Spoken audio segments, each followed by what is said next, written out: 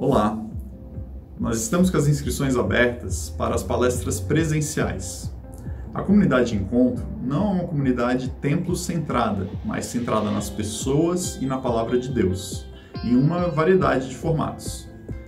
Atuar de forma online nos possibilitou alcançar pessoas que estão distantes do nosso local físico, e isso tem sido um motivo de grande alegria para todos nós.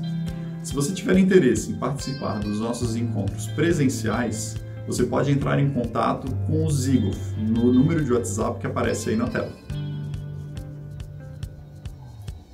Além disso, eu quero te convidar para o Encontro Pod, um podcast que acontece todas as terças-feiras abordando temas diversos. Ele pode ser ouvido através do Spotify. Antes de começarmos o encontro, eu queria convidar você para refletir junto com o Fábio sobre o tema de hoje. Olá! A vida e a morte sempre fascinaram as pessoas. Não há dúvida de que estamos vivos, mas que um dia morreremos. São dois fatos inegociáveis com os quais temos que concordar. No entanto, eles também são misteriosos e difíceis de definir. Vamos refletir a respeito?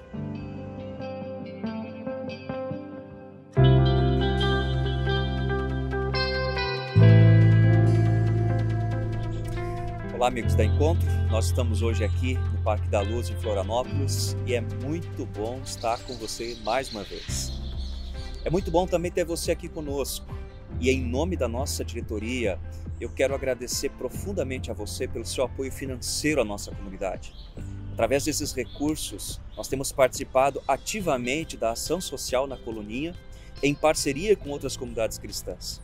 Mas também temos apoiado outros 4 projetos de plantação de novas igrejas no nosso Brasil. Muito obrigado pela sua parceria. Durante o preparo dessa mensagem, eu me dei conta de que eu, pessoalmente, nunca passei pela experiência de ver alguém morrer na minha frente. Para alguns amigos da nossa comunidade, isso faz parte da rotina do seu ambiente profissional. Minha admiração a todos eles. E você, já participou de um momento como esse? Há poucos dias, Santa Catarina e o Brasil foram abalados com o brutal assassinato de 3 crianças e 2 professoras na Pequena Saudades, no interior do estado.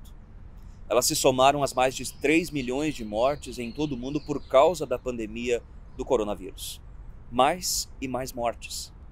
De alguma forma, nós estamos assustados com essa ameaça real que temos diante de nós, e ela é muito concreta. Prova disso é que são raros os que, entre nós, não perderam um familiar ou um conhecido próximo nos últimos meses. Confesso que por diversas vezes já pensei em silêncio, e se eu fosse infectado e viesse a ter complicações mais sérias e chegasse o fim da minha história aqui? E você? Cá entre nós, não chegou a pensar o mesmo? Eu confesso que eu não gosto de falar de morte, mas esse assunto que divide opiniões, teorias e crenças, e é um grande tabu na vida humana, está de novo na nossa mesa. É interessante observarmos como a humanidade tratou e trata o assunto morte ao longo da história. Houve o tempo em que falar de morte era um acontecimento natural. Nos tempos idos das grandes famílias, sempre morria muita gente. Seja pelas doenças sem cura, seja pelo escasso acesso à saúde, pelas simples ou complexas situações, como por exemplo um parto. Como as famílias eram numerosas, a dor e a ausência eram divididas meio que se diluíam naquele processo. Mas então nós migramos para um outro estágio, com foco no prolongamento da vida. Diante da consciência de que a vida é realmente curta e a morte é uma realidade, vamos cuidar do corpo, assim pensávamos, da alimentação e quem sabe até incrementarmos a vida com um estilo mais alternativo no trabalho, para que nosso tempo de alguma forma aumente aqui. Atualmente eu tenho a percepção de que a morte foi domesticada. Falecimentos de alguma forma se tornaram notícias rápidas. Óbitos foram reduzidos a números, mas sobretudo a morte se transformou numa questão de fórum íntimo. O luto, vivido muitas vezes apenas no pequeno núcleo familiar, e algo que precisa ser superado rapidamente, porque afinal de contas a vida ela não para. A Bíblia fala de vida, mas também fala da nossa nítida dificuldade com o assunto morte. E há um texto que nos diz que, depois de um dia inteiro falando para uma grande multidão, Jesus precisou de uma pausa para tirar um cochilo e renovar as forças. Ele pediu aos seus amigos, chamados de discípulos, que remassem com ele até o outro lado do lago onde estavam, porque lá seria mais sossegado. De repente, uma tempestade violenta se formou e começou a jogar água para dentro do barco onde eles estavam. Os seus amigos, que eram pescadores de profissão, ficaram apavorados e começaram a gritar de medo da morte que estava se aproximando. Reclamaram com Jesus se ele não estava preocupado com a situação, porque todos poderiam morrer naquele momento. Jesus acordou e deu ordens ao vento e ao mar para que se acalmassem. E logo depois perguntou aos seus companheiros: onde está a fé de vocês? Ou quando a fé de vocês vai ser maior do que o medo? Essa história está em Marcos capítulo 4. Da situação no barco, brotaram duas reações bastante distintas. A primeira é a dos discípulos.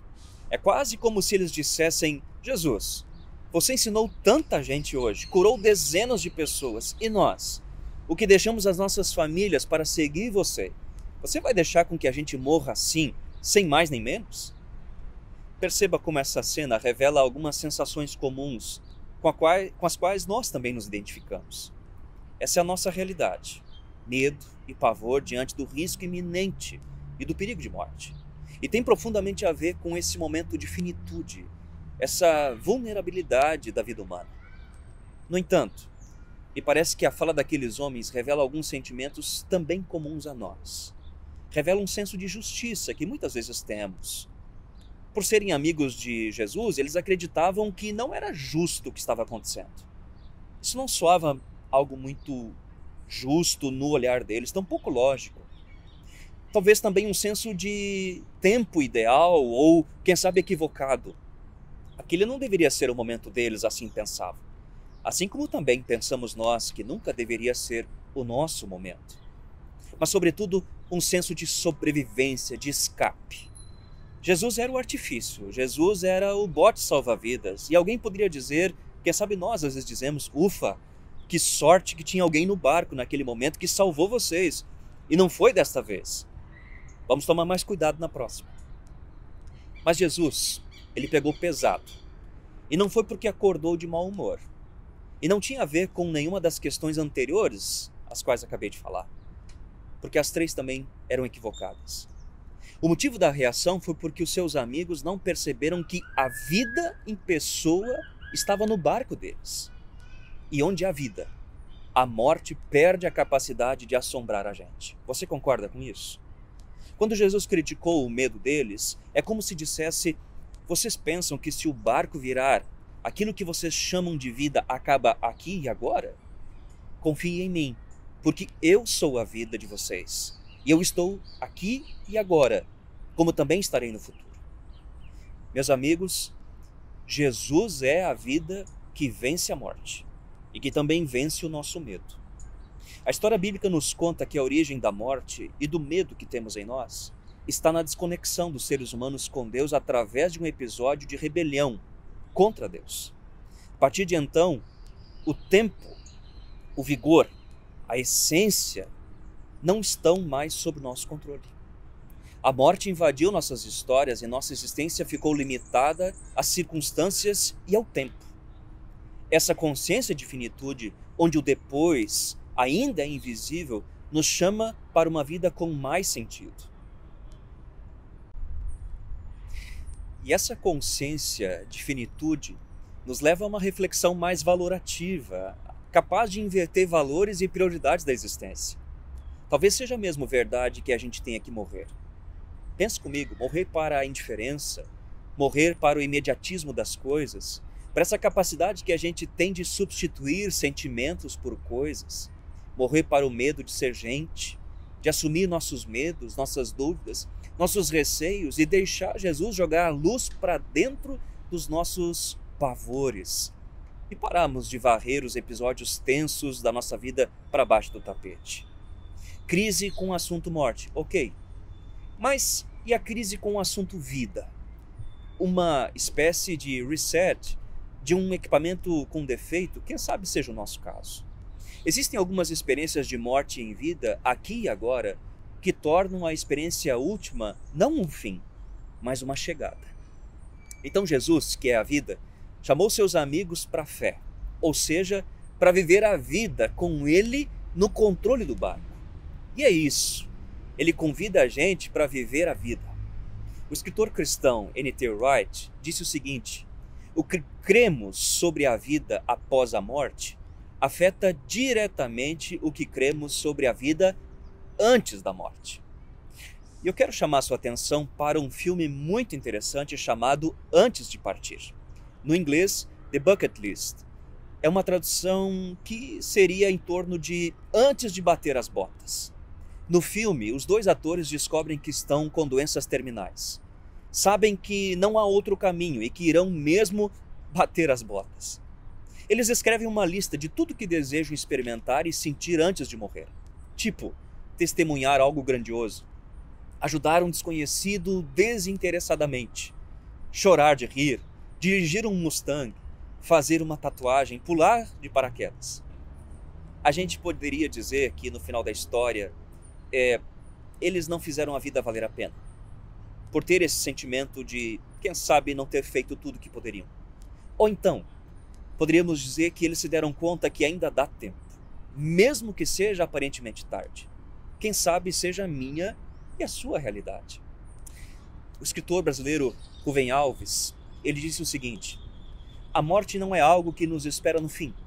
É uma companheira silenciosa que fala com voz branda, sem querer nos aterrorizar, dizendo sempre a verdade e nos convidando à sabedoria de viver. A branda fala da morte não nos aterroriza por falar da morte. Ela nos aterroriza por nos falar da vida.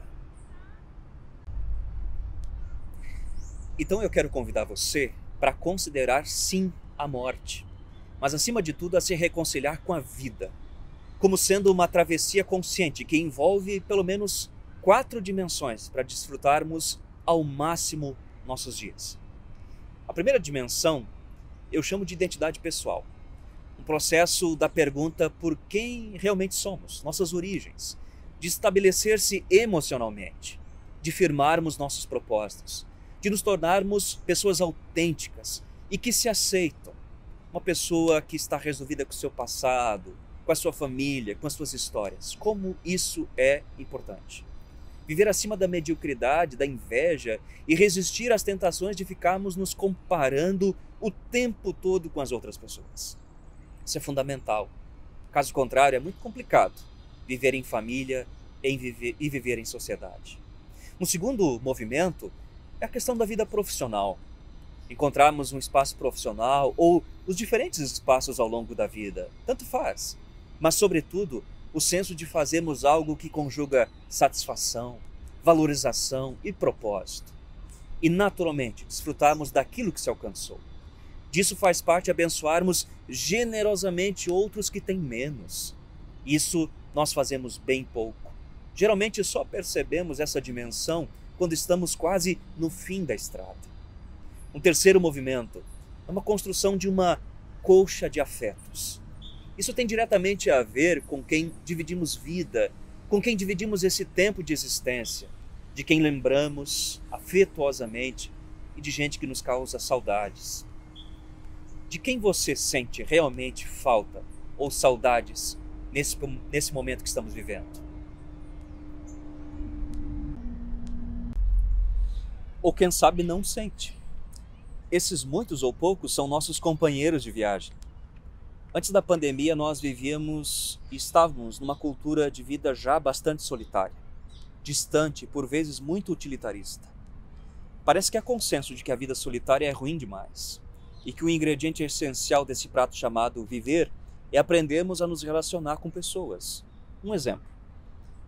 Como está sendo doloroso viver cada uma das datas especiais distantes de amigos e familiares, inclusive até daqueles com quem a gente até não tinha tanta afinidade. Daí você imediatamente deve estar pensando, pois é, mas conviver também é complicado demais. Você fala isso porque não sabe a família que eu tenho. Eu sei que é complicado. Mas também sei que na nossa cultura, pessoas são descartáveis e sentimentos, às vezes, comprados com cartão de crédito. Uma colcha de afetos, de pessoas que nos amam e que amamos, só pode ser costurada se em vida escolhermos aprender a amar alguém, a nos sujeitarmos, a cedermos, a dar e a pedirmos novas oportunidades, a nos expormos. O amor é um vínculo perfeito. Então, se as coisas não vão bem, é porque, quem sabe, não exista realmente amor. Ou se há apenas um amor individualista, narcisista. Esse investimento não tem retorno imediato, mas os resultados são percebidos no final da história. Eu só sei que é muito ruim terminar a jornada sozinho, isolado, sem ter ou deixar saudade. Por isso, amigos, a vida é um tempo para socializarmos e agradecermos. E por último, acredito que um movimento importantíssimo é a experiência com o sobrenatural. O mundo de Deus também se manifesta naquilo que eu e você não conseguimos enxergar. Jesus é o sobrenatural que viveu física e espiritualmente no nosso mundo, o mundo natural. O desespero daqueles homens no barco era, no fundo, um grito existencial. Provavelmente também o meu e o seu. Se o barco virasse, haveria morte na certa. Por isso, a mensagem principal do cristianismo é o segredo da vida que não tem fim. Esse foi também o convite da fé que Jesus fez aos seus amigos no barco. A vida que venceu a morte estava naquele lugar, e sua presença era capaz de vencer todo tipo de morte que estava presente no coração deles. A fé cristã anuncia que quando os nossos olhos se fecharem para esta vida biológica, se abrirão para a vida plena de Deus em nós. Por isso, nós vivemos intensamente aqui e intencionalmente, mas os nossos olhos estão fixos na eternidade. Paulo de Tarso, um amigo de Jesus, nos disse o seguinte: porque para mim o viver é Cristo e o morrer é lucro. Disse isso porque tinha profunda convicção de que a vida de Deus já havia entrado na sua vida e que algo infinitamente melhor estava aguardando por ele. Amigos, mesmo cercados por morte de todos os lados, por essa tempestade de morte, o controle da direção da história continua nas mãos de Jesus. Ele é a expressão máxima da vida que venceu a morte. E eu quero finalizar fazendo 2 convites especiais para você. O primeiro deles é vivermos cada dia com a esperança que vai além do que os nossos olhos podem ver. Algo tão maravilhoso, onde nem morte nem dor estão presentes. Essa é a fé que vence o medo, o desânimo e nos conecta a Deus. No texto bíblico da história que contei a você, e aqui está o meu segundo convite, além do barco no qual Jesus estava, havia outros barcos navegando paralelamente.